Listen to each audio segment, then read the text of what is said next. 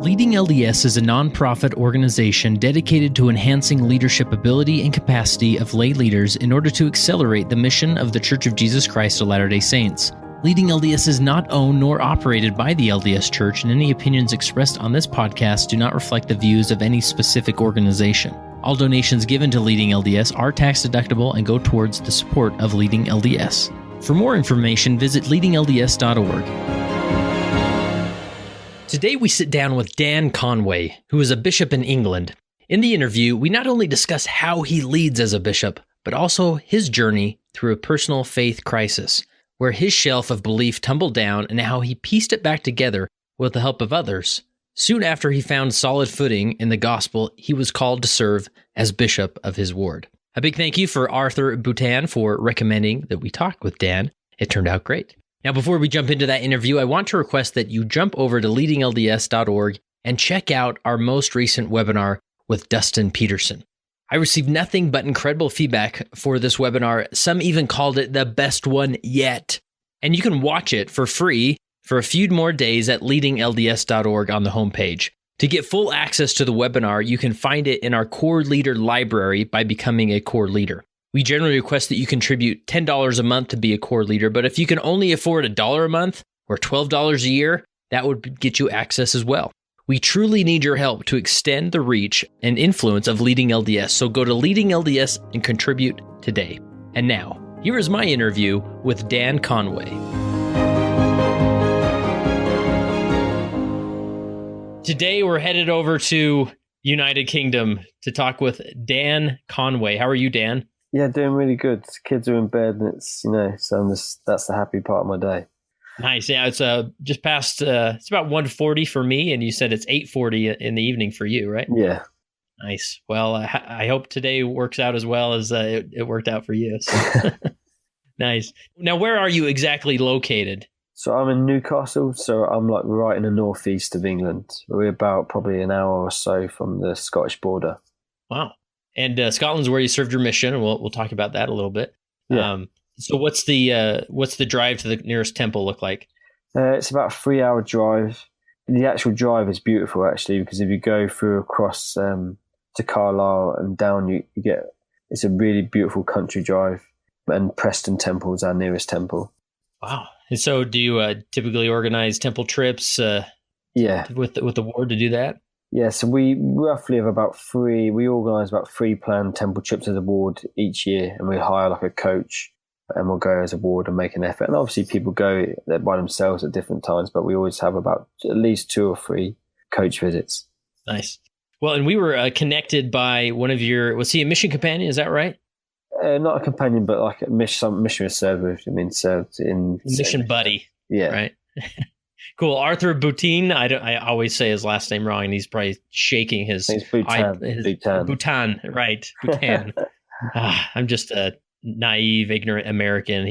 But Arthur's actually been on the podcast with his bishopric. They up in Calgary. They talked to us about some things they're doing up there with a young bishopric, and encourage the listeners to check that out. I'll link to it in the show notes. But Mission Buddy, and as I am always looking for international leaders to talk to, he said, you've got to talk to Dan. He's a bishop in Newcastle. And what is the Newcastle ward? Or we're next over some North Shields. So we're right on the beach on the coast. Oh man, I got to come visit. I hope you have like an extra bedroom it's a really nice sandy beach. The northeast is lovely sandy beaches, actually. Cold, freezing water, but beautiful beaches. Yeah, you don't go to England for the beaches, right? I mean, other than to look at them, not to swim, anyways. Not really, yeah. That's awesome. So tell me about you, Dan. As far as what is it you do for work? So I work as like a digital marketing executive for a company, like a holiday company that sell like UK holidays. So mainly like caravan holidays and glamping holidays. Nice. And when you say holiday in American, you mean vacation, right? Yeah. And over here, like it's a big because obviously for different reasons they call it a staycation. So where they encourage people to stay and have holidays along basically all the different parks across the coasts of all the UK. Oh, nice. So tell me, just put you and your faith into perspective a little bit. Your upbringing, obviously international. We can't always assume that you were born in the church, but are you a convert? And how would you describe the development of your testimony? I would say, so I've always been a member my whole life. My parents were converts in their mid to late 20s. And I was born a member of the church with my three brothers. And we were raised up in mainly the Bracknell Ward and Farmer Ward, which is in the Redding Stake in the southeast of England. And typically, like, always active. Served the mission at 19. That was the age then, and went to Scotland. I've been a regular temple attender and a generally active member. Got married in the temple at 24 and served in young men's elders quorum, stake young men's, and now bishop. Yeah, and so when you went to Scotland, they have a completely different type of accent. Yeah, there's a lot more. It's like, I'd call it a harsh, kind of quite aggressive in different parts, but great people. Yeah, for sure. Did you pick up any of that as you when you came home? Yeah, I think you always do. You always catch a few of the different slang and different terms and different words and phrases. But they, the food over there is like it's pretty crazy. They love like haggis and anything that can be fried pizza, fried battered Mars bar, anything you can get fried in the chip shop. Nice. So now that you don't live too far from Scotland, so when you got your mission call, was it like a Utah getting a mission call to Idaho? Like, were you disappointed? Effectively. I don't think it's the same for everyone, but for most, probably about 90% of people in England or UK get called to a UK mission. You have about 5 minutes of disappointment. Oh yeah. So it wasn't a shocker by any means. No, I was upset and gutted, but then after about 5 minutes, got excited, and you end up having a great time. Yeah, for sure. But nonetheless, I imagine you enjoyed your time there, and it was a growing experience. What can you tell us about the church in Scotland? How does it differ than in I'd say England?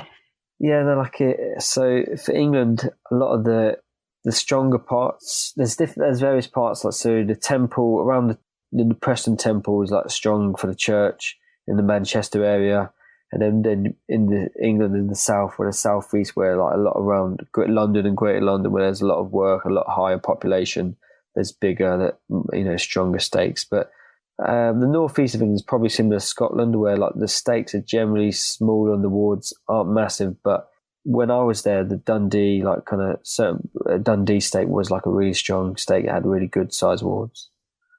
And there's about, I can't remember now, maybe three or four stakes. There's not too many. Where in England you've got about maybe just under 30 or around 30. Nice.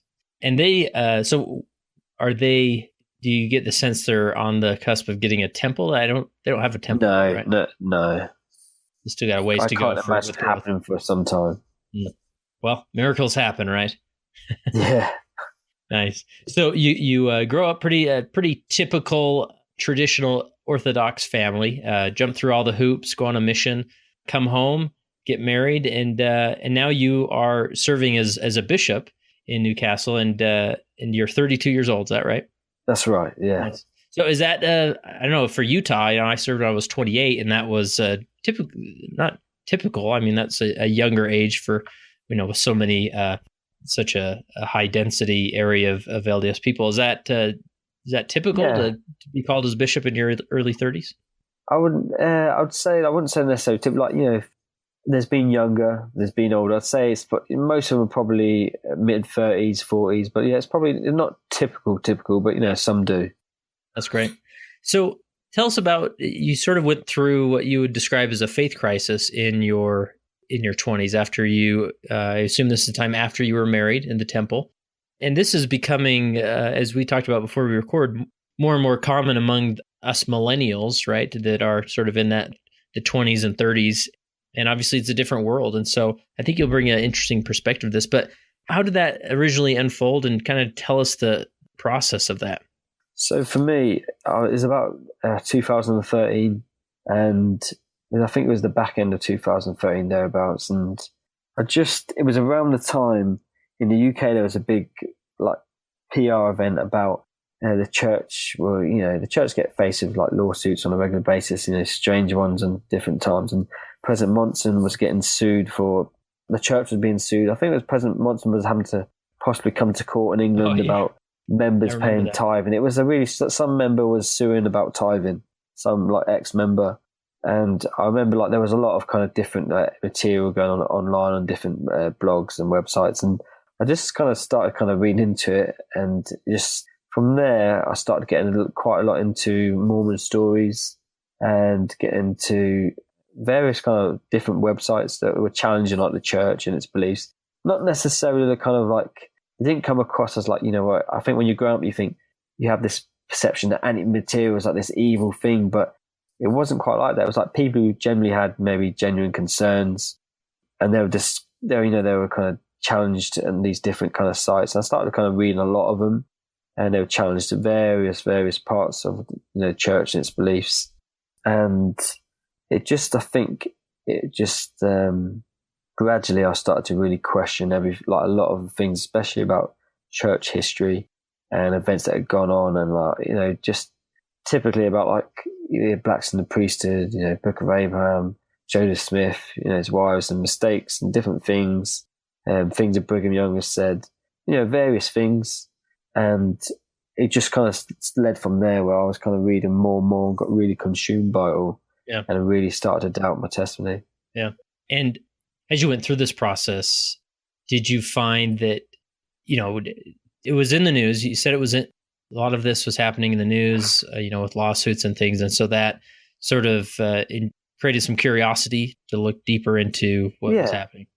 Yeah. So like part of me was like, what is this? Trying to get to the bottom. Like, what is this? Who's this guy? Or why are they suing the church about tithing? And that was kind of initially when I read into it, I was like, that one I was particularly I wasn't bothered about, like it didn't really affect me. I thought it was a bit silly. But then I just kind of started, I think it was, Mormon Think or something. It was something like that. And I just started kind of reading more and more about, people who had left the church or people who were struggling and the different challenges and, people. And it just I just started to read into it, and I probably would say I was quite typical, where I was naive to a lot of the stuff, where I probably, growing up in the church, I should have made more of an effort and been more aware of my history and exactly what went on and what didn't. And so I think some of it caught me off guard, caught me a bit by surprise, and there was some quite good evidence challenging like different parts of where the church had maybe made some mistakes or weren't quite right, and leaders had said things, and it really started to make me kind of to doubt and to worry. Yeah. And what were some of the big feelings and emotions you were experiencing? I know a lot of people describe it as betrayal, and Yeah, I think there is a part of that. I don't know, at the time maybe I felt it was betrayal. Now I think the church have always been good at like PR, and I think nowadays with PR you have to be a lot more honest, where public relations back in the day you could sweep things under the carpet and with a bit of time be forgotten. But because of the age of information where everything's accessible on the internet, you can't just sweep things under the carpet. Information is there, then can't be hidden anymore. And I just remember like kind of finding like various blogs and people to present an argument about certain parts, whether it be Joe Smith and his wives and marrying a 14-year-old and why he did it, and the Book of Abraham, was it a funeral text, and just different things where they presented pretty challenging arguments. Some of it sometimes taken out of context, and it really started to make me. I was starting to really get upset and question, like suddenly for the first time, I was like, is it possible that the church isn't true and I've got this wrong? And that really started to worry me and like kind of upset me, because I've got this temporal marriage, a wife that's very active, and we were active. All my family, my in-laws, my parents, my brothers, most of them were active, and all this started to weigh on me, like, what if this isn't right? And and I was really struggling with that. Yeah. And before I ask this question, I need to preface it that I know that a lot of people, Orthodox members, will say, oh, well, you're having these doubts because maybe you weren't reading your scriptures enough and you really forgot those things. But I guess what I want to ask is, as you were going through this journey of discovery, of really questioning some of your core beliefs in the church, how did it impact your personal study? And again, I'm not asking because that's the reason, but mainly just how did you attempt to create a balance there? Yeah, to be honest, I think that I was probably typical, where once you start to get consumed in it, like you start to really get into it, and that's all. Like, for me, that was all I read.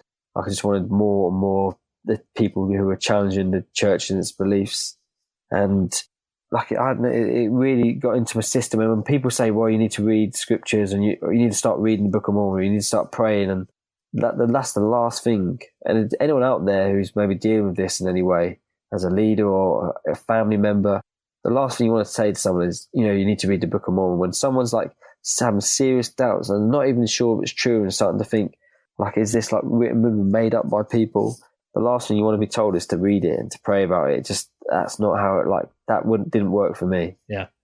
And why would you say that? Just because, obviously every leader hopes the individual is turning to the scriptures, but you're saying that as far as like, that's the solution, just do that and it'll all be fixed. Yeah. Right?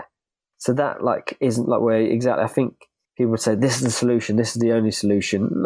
And really there's other ways. And for me, what helped me was people talk to me and help me answer my questions rather than just brushing off the questions I had as anti-literature, but ask me what the questions I actually had, what I specifically was struggling with. They were split into two camps, people who would get defensive and tell me to read and pray more, where some people who understood that that's not really necessarily the best route, but sit with me, ask me for my questions and to see if they could help me. Yeah, so they approach it with a little more empathy, right? To really wanting to understand what you're wrestling with. Yeah, and again, some people would get defensive and would get really upset and funny, where others would accept that like I was really struggling, but for me it was a genuine concern and worry. And they weren't harsh or said harsh things, but my bishop at the time, like he was really, really cool about it. Like he said, okay, and he wasn't forceful or hard. He was just like really kind and really nice about it, and was really patient with me and didn't press me in any way. And I liked that. And I had like, friends and family who, particularly a family member who said, I remember one of my dad and one of my brothers was like, they were upset and they were defensive, were trying to give me some strange advice. One of my brothers said, look, let's sit down, let's show me exactly the questions that you're struggling with most. And let's just try and like look at them. Yeah. And did it take a while before you really felt comfortable being open with friends, family, and leaders with some of your... Yeah. I don't know how it is for everyone else, but I'm guessing most people are similar to a point. Everyone's slightly different, but for me, I was struggling silently for a number of months where I was reading, gradually got consumed into it more and more to the point where I was having serious doubts, and I was really questioning the church and its truthfulness, the Book of Mormon, the prophets, the leaders, the organization, finances, and I think for me, like it just kind of, that's how it kind of gradually went. And it was just gradually and eventually after a number of months when I was really having such serious doubts, I then confided in my wife and said, look, this is how I'm feeling. I'm really struggling. I've got some concerns. And then I confided in my close family and my leader. And I'd recommend that to anyone that's listening, because I know lots of people, sometimes they struggle silently for months and then just decide they're cutting off and they don't want any explanation, don't want anyone to talk to them, don't want anyone to help deal with it. They've made the decision, that's it. But for me, I kept going to church, attending. I saw really good things about the church. I loved about my children being there. And it was just, I think that would help me being open. Yeah. And I mean, sure, there's pressure that builds as you keep this inside and don't talk to anybody. Pressure's building and either going to talk about somebody or, it's just unhealthy, right? Yeah, because at the time I was in elders quorum.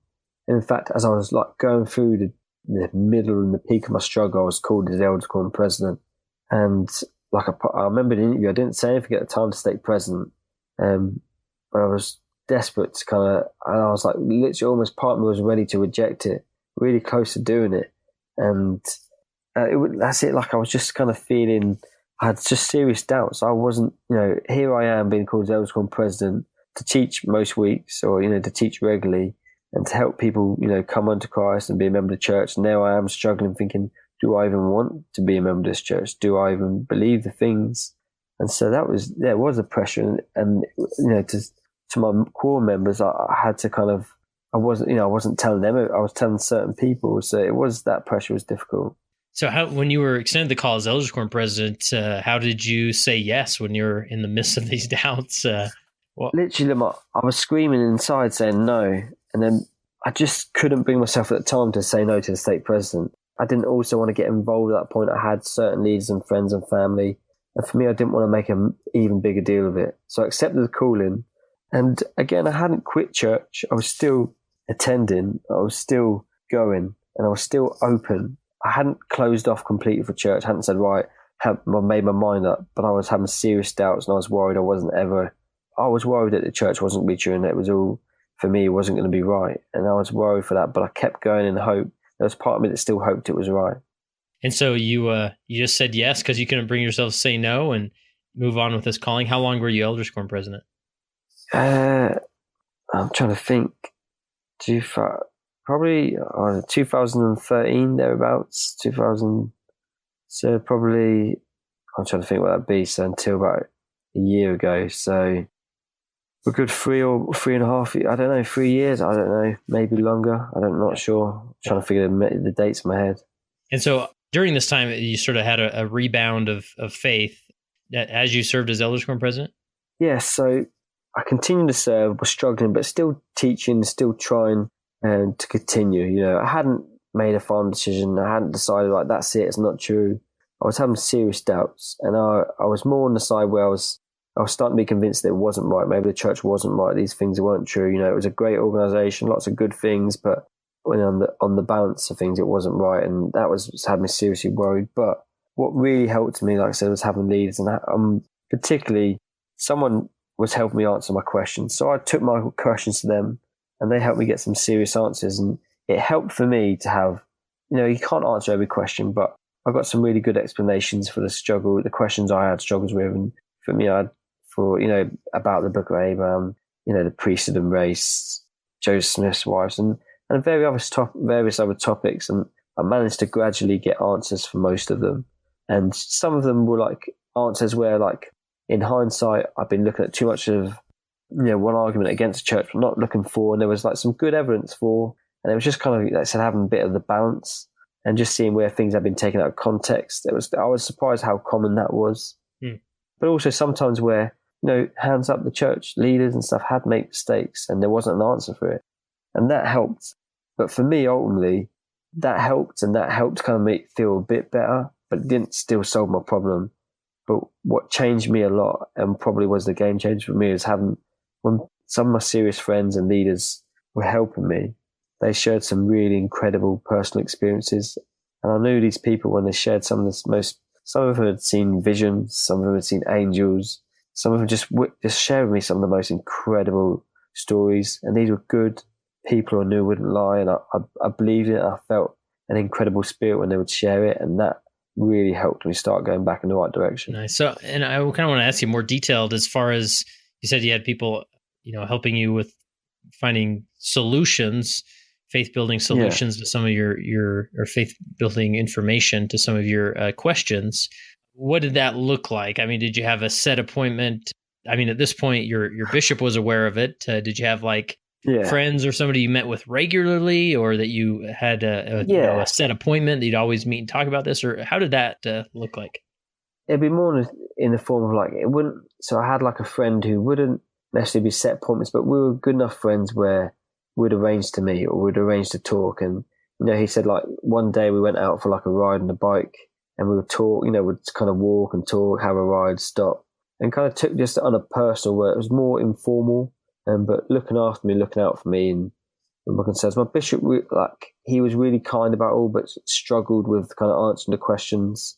Where other, you know, leaders kind of who were a bit more they're more aware of the history and the issues, and had done, you know, maybe done their homework in the past, and they, you know, it was more kind of those appointments kind of talk. And it was good because they would show me like where maybe they had struggles with themselves, and I think maybe they had, you know, prior, you know, years prior, but they would show me sources and talk to me about them, and that would, when I saw like official church sources and showing things that really answered the kind of some of the issues I had, and like it really helped. Yeah, and I would imagine, I mean, at no point did you did you find every perfect answer to a lot of these questions. I mean, you just sort of created a new perspective and context to look at it all, right?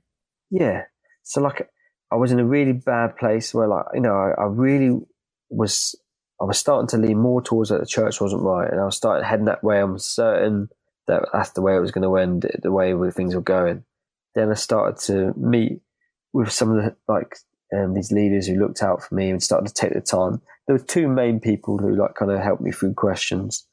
And then in different times, like I said, they would share experiences, and other people who became aware of my struggle, and they would talk. One shared a kind of vision he'd had, and these are people I know and trust who were good, honest people that would have no need to lie. There was no benefit of them, and I knew I was going through all these doubts, and they would share these experiences. And one shared an experience like he saw an angel in the temple, and it was just like these incredible experiences. And I just felt like the only way to describe it was like, I'm having all these doubts, and these people help me answer these questions, and that's helping rationalize and helping me feel a bit better. But then they shared these spiritual experiences, and I'm at this point I'm like fighting the whole spiritual side, but I couldn't deny how I felt, and I just felt an incredible witness to my heart when they would share these really sacred experiences, and it was so comforting at the time, almost kind of leaning on someone else's testimony. Yeah. But you needed that for a while, right? Yeah. But then came like a point for me where, so I in a sense, I maybe have been leaning on other people's testimony. So I started to head back. I felt like, no, I know these people are telling the truth. I know these experiences are real. I just can feel of it. I know these people are telling the absolute truth. I just know they are. And so I started to continue to do the right things, and I felt better about it. And two things happened that were like key for me. So I started to feel better, and I went to the temple, and we went for a week, and my family and I went for a week with the kids. And I just had this amazing gradual experience where I just had this, it was like, again, like, I was this person having doubts, but starting to mend a bit. And I'm in the temple, and we talk about this still small voice. And for me, that's exactly what it was, just this still small voice, like kind of reassuring and almost just whispering on a regular basis that week that this is right, this is true. And it like almost kind of melted a bit of like the kind of doubts I was having. But yeah, that temple week felt great, and I was heading towards a better direction.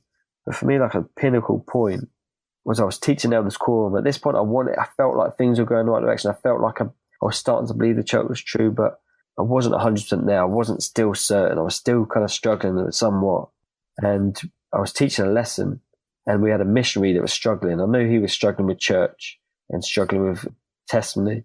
And I felt like I should share my experience of how like I'd had like a witness of Joseph Smith as a prophet when I was a missionary.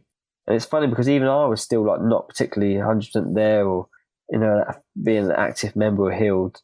But then as I started to share the experience, I had just like one of the most incredible witnesses in my life, where it all just melted away every fear I had. It was just a witness that it was all right, it was all true. And that was like the massive turning point for me. Mm. Wow, that's beautiful. And that's interesting because you said you wanted to share an experience with that missionary about a witness you had from your mission about Joseph Smith, right? But in the moment of sharing that, you were sort of doubting that same witness.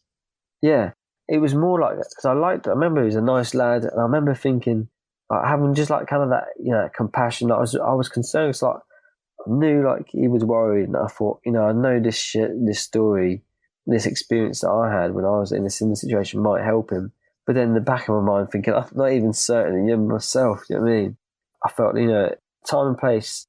I just felt like, I'll share it, and as I shared it, it was almost like to anyone that would be listening to this, this podcast, and that is a struggling or isn't a member, would like think, yeah, that's what you're saying. You feel like it's true, but what about it? But like, I can't describe it. I'm like, words can't describe it, but I knew so clearly and felt mind and heart, and above all doubt I ever had, that this was true and it was right. And it was just melted every doubt I had. Yeah, I love that. And the reason I love how you're articulating that, you kind of mentioned it just doesn't have words. It's amazing to me how powerful that witness can be when it's not explained in the same cliches that we hear, from the pulpit at times, that it really, and so I appreciate you articulating that in a different way. So looking back on that, that was when you're elders quorum president. And did you go from elders quorum president to bishop? Is that right?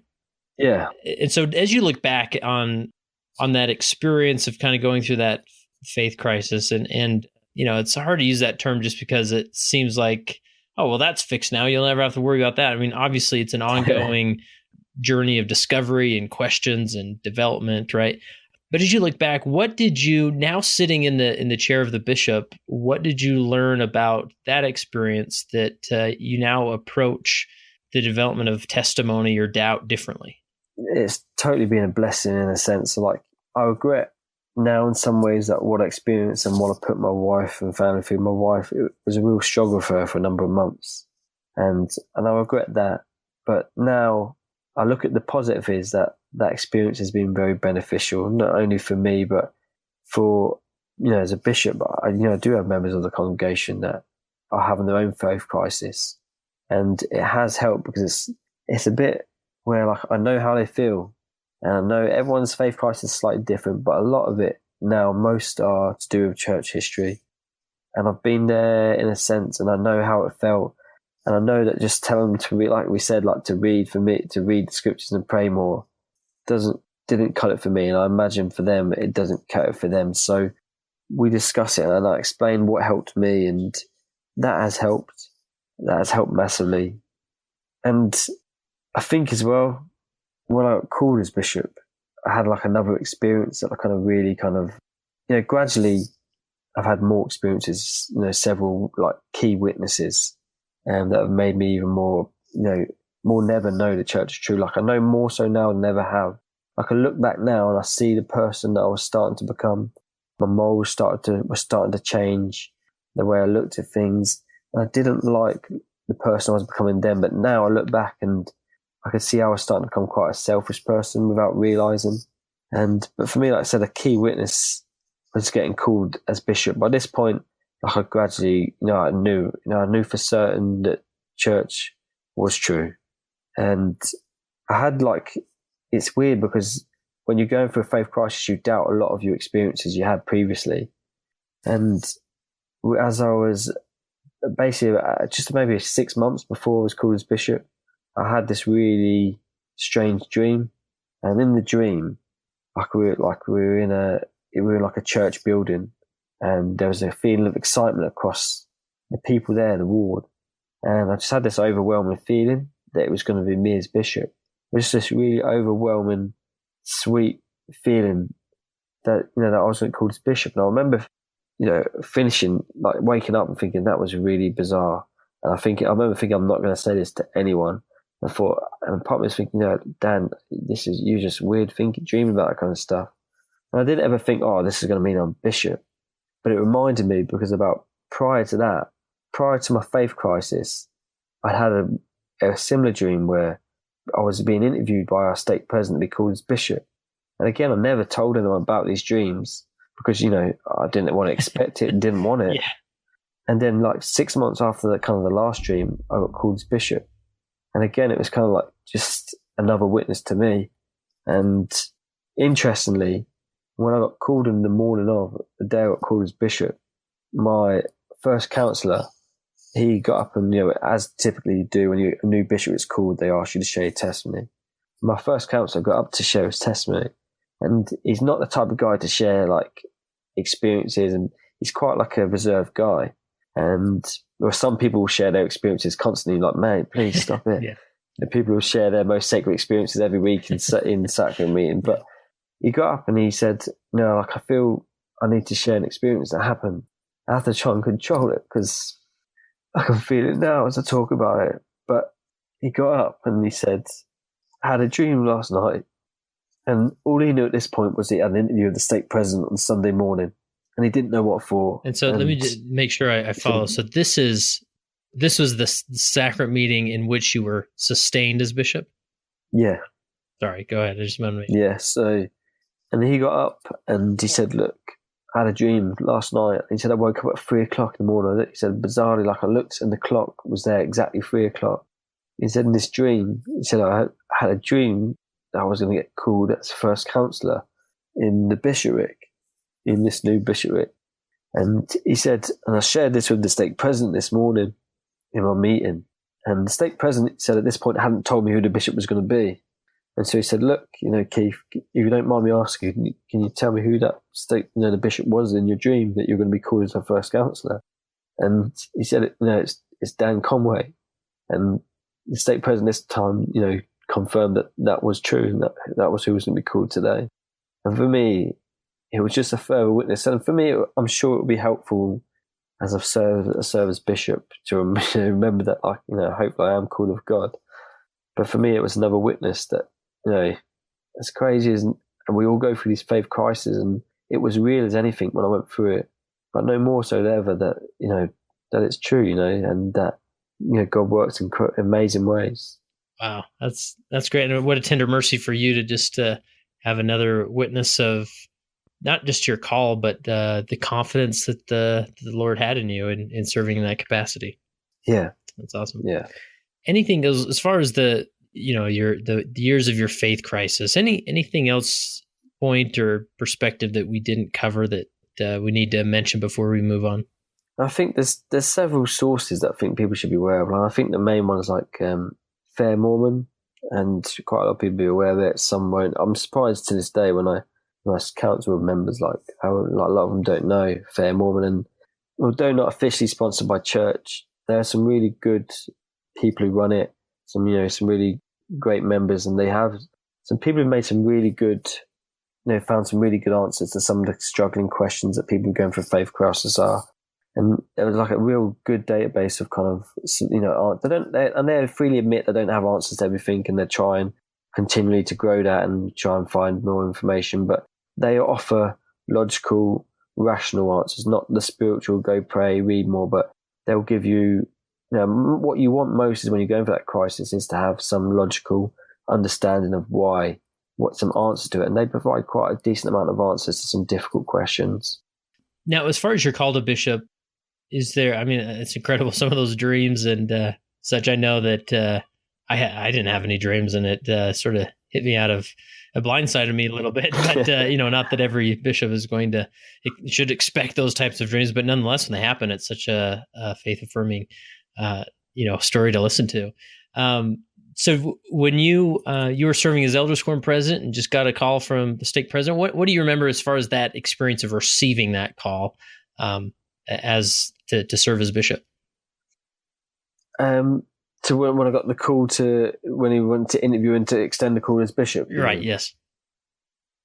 So yeah, again, I got a voicemail from his, I think it's his ex-sect, saying, look, the bishop would like to meet with you and your wife. And at that point, when I was thinking about it, it was just, I sensed, I felt I knew what it was going to be, because I know for one, they only really interview you and your wife when it's like a significant, calling like bishop. And I knew, and obviously at this point I thought, okay, now this dream might be real. Maybe there was some meaning behind it. But again, I didn't say anything to my wife, because the last thing I wanted to do was hey, I had this dream, you think it's going to happen? And we had a suspect, because our bishop had been serving quite a while. He'd been serving about nearly 9 years. So we knew before, it called to meet with my wife. This, stake president wants to meet me and my wife, and we just kind of had a suspect that could be it, but didn't want to say for certain.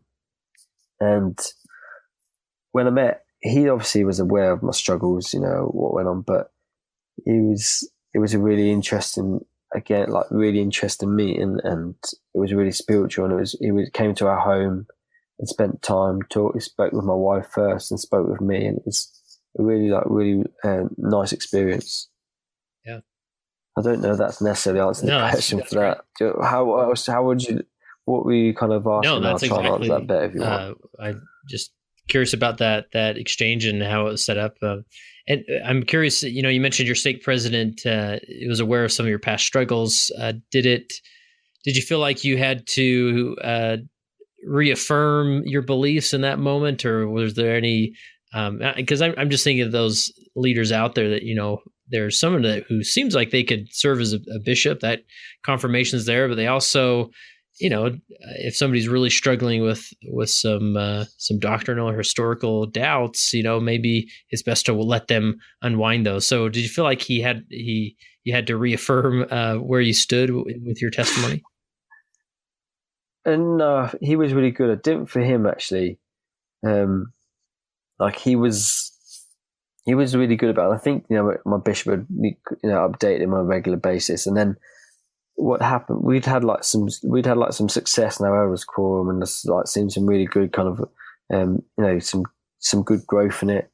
And I think he saw it positively. He could see like the way it would have worked, the way he would have seen it was that like I got called as elders quorum president, was really struggling, overcame the faith crisis, and then really got to work with the elders quorum. And at this point, it was like being a rebaptized member. I was like, it was, when baptized members are on fire and they're full of, they're really buzzing. And I was like that. I kind of rejuvenated, and I was like had a stronger conviction, and I really like put all my effort into elders quorum, and we just had some real good success. I mean, we saw some great people receive the Melchizedek priesthood, and we really kind of helped. It was just a really good time. I know the stake president, when he interviewed me, was like impressed with what our elders quorum had achieved. And I had don't get me wrong, I had like 2 really good counsellors, and they were excellent. And it wasn't that we were amazing people, do you know what I mean? But it was just we were all really trying. We were all working for the same thing. We were all spiritually in tune, trying to be in tune. And the Lord really blessed our work. And I think he saw the work that had been done. And I think from his end, he sort of saw that I was helping direct it. So I think he knew at that point, he was assured that things were good. And when we had our meeting and I shared my dreams with him, at that point, I was like, the first time I'd shared it with anyone. My wife was there, the stake president was there. And I think that kind of probably reassured him there at that point. So I think we felt the spirit. Well, that's great. And I love, stories like that, because I think I worry sometimes that, of course, it's completely normal for a lifelong member to suddenly have some serious questions and doubts and sort of wrestle for a time with different information. But the worst result of all that could be that they are suddenly stigmatized, or they walk around with a scarlet letter thinking, well, he sort of had some questions in the past, so let's not call him to anything too influential, right? And but it's good to say it's a really good point. That's happening, and we have to have faith in that process, that those testimonies continue to grow and mold and develop, right?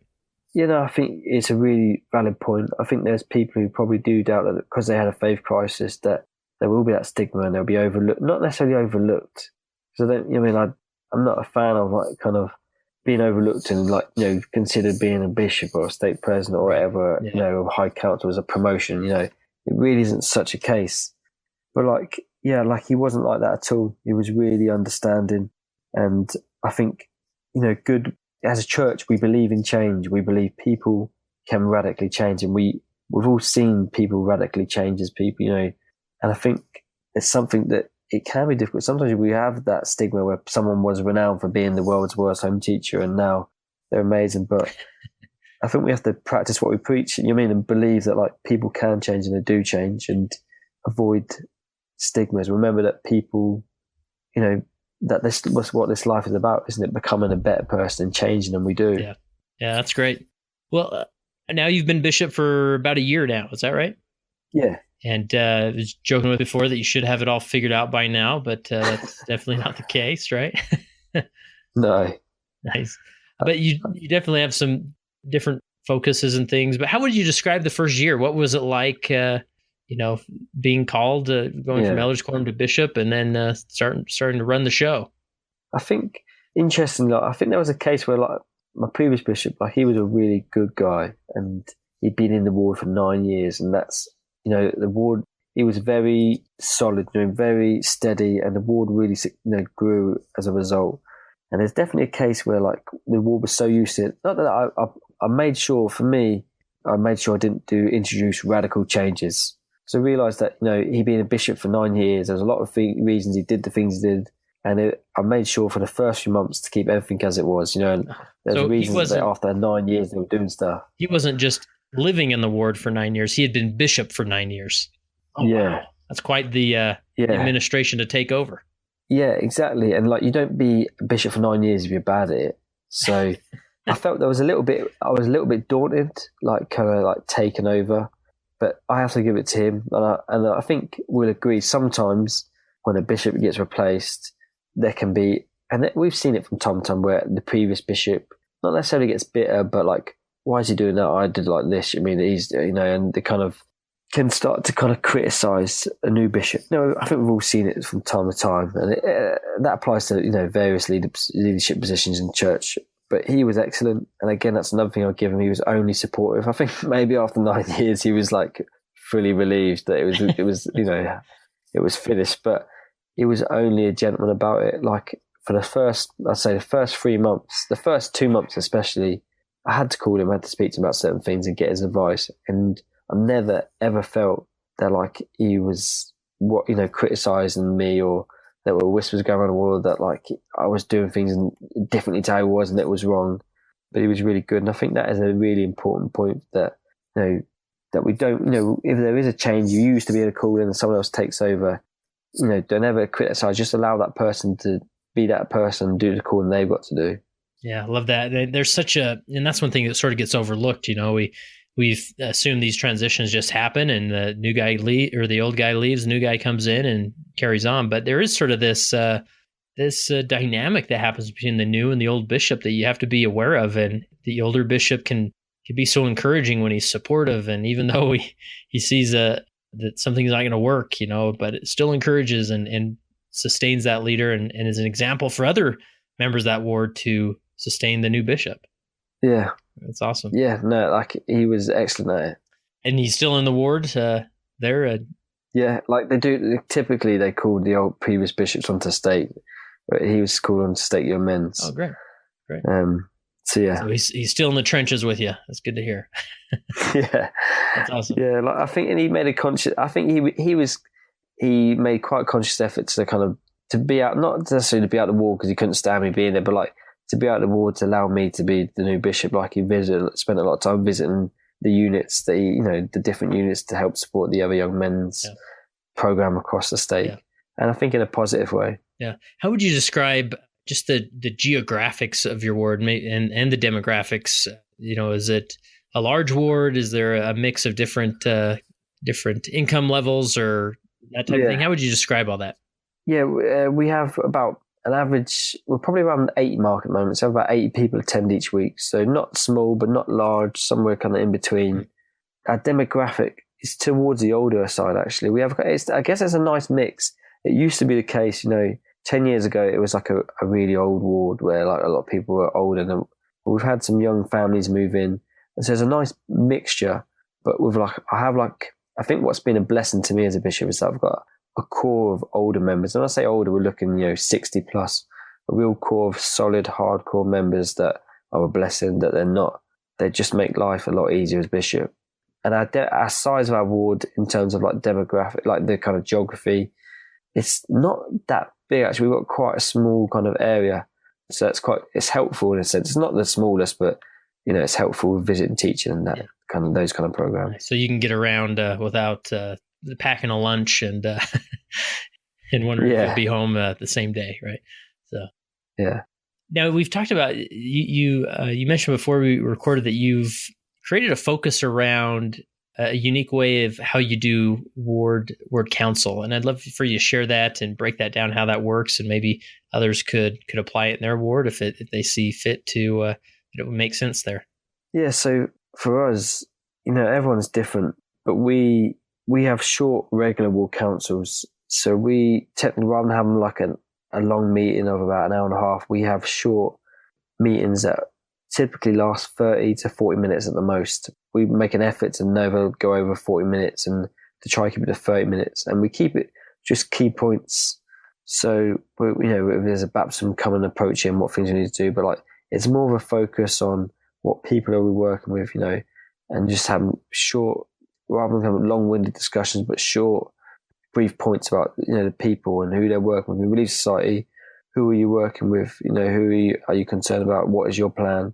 And we have those, I'd say, like every other week, every other week, usually every other week or once every 3 weeks. And we just have the short meetings with the focus that afterwards that we've always got appointments to go to. It doesn't always happen for everyone, but there is like, once people got in the swing of it, people realize that, we have our meetings and it's expected that we go do visits. Because ultimately, talking is great and it is important to have meetings and to plan and to organise. But the most important thing we can really do is to love people. And, as they say, as Elder Uchtdorf said, love is spelt Time, time. And we can give people of our time, and if it's just a visit, on a regular basis. And we just found that we were getting more regular visits done, and it was having a positive effect. So you say how often? Every other week you do ward council? Yeah. So recently it's been more once every 3 weeks, but it's definitely for the first 6 months, it was probably every other week. And then I think a lot of leaders will be listening and saying, I'd love to do short ward councils, but people won't stop talking, or, just gets out of my control. So what boundaries have you put out there so that expectation is met? So we make sure that there's certain discussions that can, for instance, we don't have to have a long-winded discussion in ward council that the elders quorum presidency can discuss amongst them. That we can make a point, and that if it doesn't need to be discussed in ward council, and it's something that the elders quorum presidency can deal with, that they deal with that. They discuss what they need to briefly, then they go away and deal with it. And it's more about we're quite key on making assignments, recording the assignments, and following up, and that's been really key. It's not an eternal struggle for all members and leaders of the church, but everyone knows. Again, I'm quite firm when I get in the zone. I'm quite firm, and we'll not necessarily cut people off, but there's a sense of urgency that, okay, what's the point? Who you meeting? What's your plan? And that we keep it brief, not long-winded. And do you feel like that's that sense of urgency? Is that come just from your personality, and people sort of feel that as you're running the meeting, or is there something more to that even your counselors are able to keep that sense of urgency if you're not there? I'd probably say, if I'm being honest, that's kind of my personality mostly, but typically we found that when I'm not there, if the bishop's not there, not saying the bishop's the be all and end all, I'm telling you now, it's definitely not. I'm definitely not. But when you haven't got the bishop there, it's hard. The meetings aren't quite the same. So it's, we usually are, if we're going to have a meeting, I'm pretty certain I'll be there.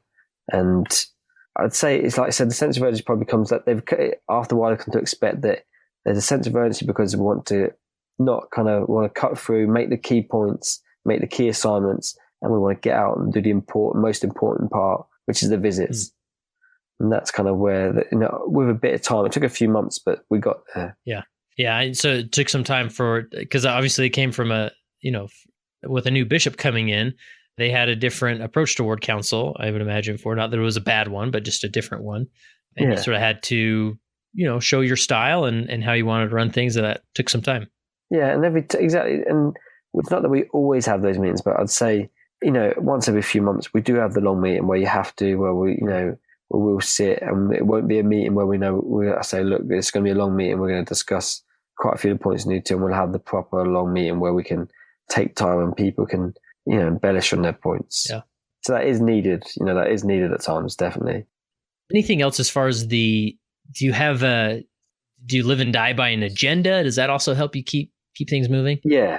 And how does that work? How's it work? So I've got a really Clark, and he's cool.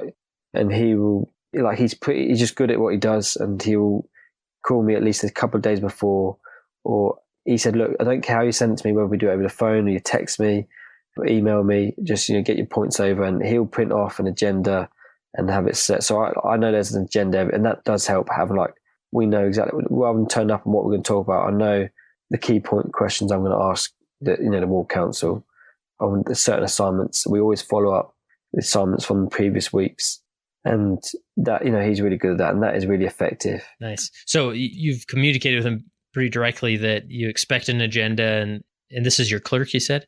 Yeah, so before I just had to get my phone out. I'd have made a few points the day before that day, just the key point, the questions and points I want to raise.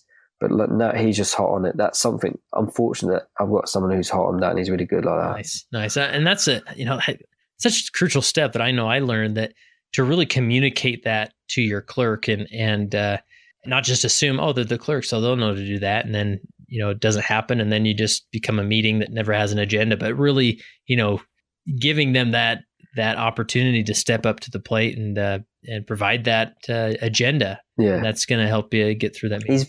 He's very good as well. He record the notes as well. So it isn't the case that what I think we're all guilty of, have been at times, is where we've talked and no one's really kept notes, or they're not really followed up on. But I can make a key point, just he'll keep the notes really well. And so I know next agenda, I don't even have to ask. He'll give me a print off of the notes from the previous meeting, And so I look at the assignments and I'm like, right, first thing, the first 10 minutes we say, right, so-and-so, high priest, group leader, how did it go with this assignment from 2 weeks ago? And we go that way. So that's just been massively beneficial. How do you approach, do you have, one thing that I always struggle with is, it's one thing to have an agenda, but then, an auxiliary leader brings up something else that's not on the agenda that they feel like I just need to talk about this or discuss it. How do you gauge that and control that? I think within the meeting, you get a sense if it's something that is, there's some things that they might just pop up that we weren't expecting that you do have to discuss, and it is an important matter. And, there are times, like I said, we usually try and keep it at 30 minutes, but I've got we have that flexibility of maybe an extra 10 minutes where those kind of things pop up, which they do, I would say, most weeks. But I think as well, if there's one thing I've massively learned because I was poor at it in this year is that communication and doing the PPIs. I wish someone had really expressed how important they are. And just kind of, so we have this ward council. Sometimes you get a feeling with it, something that we need to discuss the ward council, or really, I can have a PPI of the Relief Society presidency, and it'd be better for us to discuss it there, and where I can diverge stuff to them. Nice. To those PPI meetings. Yeah, I definitely want to come back to that. So you're saying that as you are faithful in holding PPIs, that minimize some of those random comments, because I think a lot of wards, the auxiliary leader feels like ward council is the only time they really have the bishop's ear, right? Yeah, and don't get me wrong, like I've been guilty of that where it was a learning curve for me that having the PPIs was good and making the time for them, because just that kind of feeling of kind of being connected and you might think it's a simple point you want to mention them, but yeah, it's for them to know that it just kind of having that communication, consistent communication is really vital, because I've had it where I haven't had a PPI and I've left, I haven't had a PPI Young Men's President for several months, and now he's really struggling. I'm like, why haven't I been on top of this already? Yeah, I like that. We'll come back to PPIs in a second, but I want to ask you, as far as you said visits. So we've talked about ward council, and then you go do visits. Do you do this as, your clerk or secretary is handing out names for them to go visit? What's the preparation look like in order to go from a formal meeting to out to visit? So that usually is down to them. So my advice has normally been I was home teach somebody who's on your home teaching list, or somebody, you're concerned about in your auxiliary, Relief Society is concerned about a certain sister. Visit, so I encourage them to visit the people they're concerned about, and use now I don't, maybe back in the day it worked a treat, but nowadays turning up just isn't effective 90% of the time. And there's certain families where it's the only way, but most people, it's definitely best to organise an appointment so that straight after, you've got a meeting's going to end about 7:30ish, and you've got an appointment about 8:00. Yeah, and that's the way we encourage it. So all your visits are set before the ward council even starts. Typically, yeah. Yeah, interesting. And then do you go out? Because in the ward council, does the primary president go with the young women's president, or do you go as companion? Yeah, so we leave that to them, but typically the Relief Society presidency, will go with each other, or or one or two of them might arrange. So, because sometimes we'll have, say they've got an appointment, I don't mind them if they're going to bring their first council or second council, we're open to that. And some people on other wards and leaders might be, you have more than just a presence. And for our ward, I'm happy for that to happen. And sometimes you're right, sometimes it's the young women's president who goes out with, the primary president. But typically they'll bring one that, someone to go visit with. Nice. So they've already thought that through. And so do you have presidency members, more than one presidency member sitting in on ward council, or they're just waiting outside? Or typically we allow them in.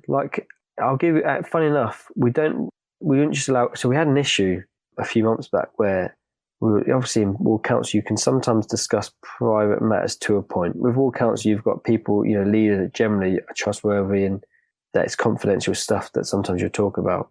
And there was, what happened, someone had gone away and talked and shared openly with other people things from the meeting that they shouldn't have. And when, quickly you can identify where this issue was. And it just became a case of that. I spoke to the primary president that time and said, please, from now on, just make sure that sister isn't attending the meeting. So if I know a counsellor is going to be there, I would just make sure it's one that we know we can trust. Gotcha. Yeah, you just have to be sensitive with what you discuss and go from there. Yeah. Nice. Great. Anything else with visits, that dynamic? I think it's intriguing, a different idea and an effective idea. It sounds like. Anything else that we haven't hit on that would be important to clarify if others are wanting to try this? Not necessarily about the visits, but the PPIs. I had something I was going to mention. I don't know if you want to talk about them now. Or... Oh, yeah. So let's talk about your PPIs. Is this something, how are they structured? How do you set them up? And once you're in those PPIs, what's the agenda look like? So for me, for the PPIs, like the first thing I'll do, is to see how they are as a person. So we could jump straight into, release site or whatever, but I always find the thing I'll do, and it's like a typical question, I'll say, like, how are you? And then I'll stop, and before they even start, I say, and when I say, how are you doing? I don't mean just give me the kind of surface answer, but I said, how are you really doing? And that's one for me, that's one thing that's helped break some barriers, and where they probably wouldn't have kind of opened up about something that's going on in their personal life or things they are generally worried about. And that's, for me, it's always been a great way to start. Yeah. And then what do you talk about next? And that, I would guess, is 5 minutes or so? I think they're very, some, like my prime dependency, like they're just solid. It's not often she's really she's the type of personality that our meetings won't be that long. She operates it really well. And typically, it varies from person to person. Some people are more kind of chatty and issues, but normally my PPIs are primary aren't long, and they're not necessarily as scheduled as I'm not. I'd say where I probably should be better is scheduling them and having a more of a planned PPIs in place, where normally it would be a case of I'll arrange one maybe the Sunday before, say, hey, can we meet this week sometime and have 5 minutes, or can we meet after church? Yeah. You don't have every second Sunday is Relief Society present. Nothing scheduled like that, though. You say it wouldn't be a bad idea, but you just sort of handle it every month or so. You reach out to them, or they reach out to you, and you meet. Yeah. So, for instance, Relief Society, we've had to meet regularly recently because there's a number of kind of issues going on with certain systems, and they've got certain things. They just want more case of just saying, look, this is what we think. This is the issue we've got. This is what we're thinking of doing. Are you okay? Just kind of sounding things off, kind of approval in a sense. Awesome. But mine, they're not normal unless I've got sometimes I've got a burning, thing that I need to discuss with them. But usually it's kind of, I don't have a planned agenda. It's just kind of see how they are personally, and then see how their organization's doing, any issues they want to discuss. Awesome. Well, anything else with PPIs that's important for us to understand to kind of get a sense of how you approach them? No, I feel like that's sorted for me. Okay. And I know it's getting late there. It's just, but I think this has been great. Well, Dan, I appreciated you, taking the time out of your busy schedule. Obviously, it's late there, and I'm gonna go get ready for dinner as you get ready for bed. But I appreciate you giving some time here to discuss some of these principles, and really, just your journey of through a faith transition, as I like to call it, rather than a faith crisis. Because the more we talk about it, especially those, current bishops that have experienced some of these things, it's important that we bring some dialogue to that and destigmatize what it is to doubt. I think on the surface or on paper, we want to say that, but to hear a real story is sure is encouraging and helpful. So I applaud you in your journey, and regardless of where you ended up, whether in the bishop's desk or outside the church, nonetheless, your journey's validated and a good one for sure. As you have now, you're a year into serving as bishop. Before that, as elders quorum president. As you look back on your time being a leader and serving and leading, how's it made you better disciple or follower of Jesus Christ? That's a great question. I think for me, it's made me less judgeful and critical. I think I was definitely guilty of when people left the church before I had my faith crisis. When people left or struggled, I was quite critical of them. And, I wasn't, and I just kind of was quite harsh on them. When now, I kind of felt, I know how they felt, I know how real, and I can understand how they got there and how they made the decision that for them, they no longer, wanted to do church, and that was no longer their choice. And for me, I think it's just kind of that, not necessarily to have that, be harsh and criticize them or tell, and for me, definitely not to, but to be understanding and listen to them. I think that's the key term here. People have got issues, don't go in, seek first understand, then to be understood. Yeah. That is such a key principle.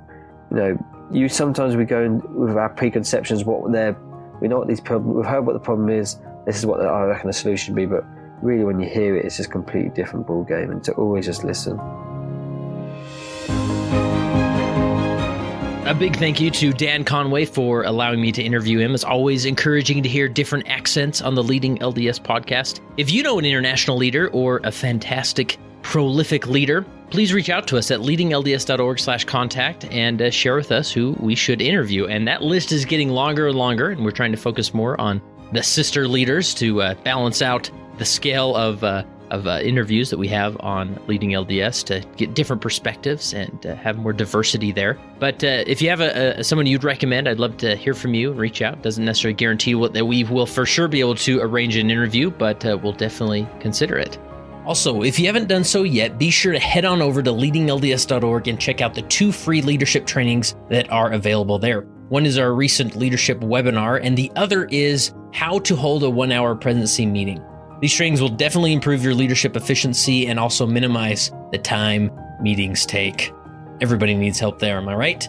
So remember, be a leader and not a calling. It came as a result of the position of leadership which was imposed upon us by the God of heaven, who brought forth a restoration of the gospel of Jesus Christ. And when the declaration was made concerning the only true and living church upon the face of the earth, we were immediately put in a position of loneliness, the loneliness of leadership, from which we cannot shrink nor run away, and to which we must face up with boldness and courage and ability.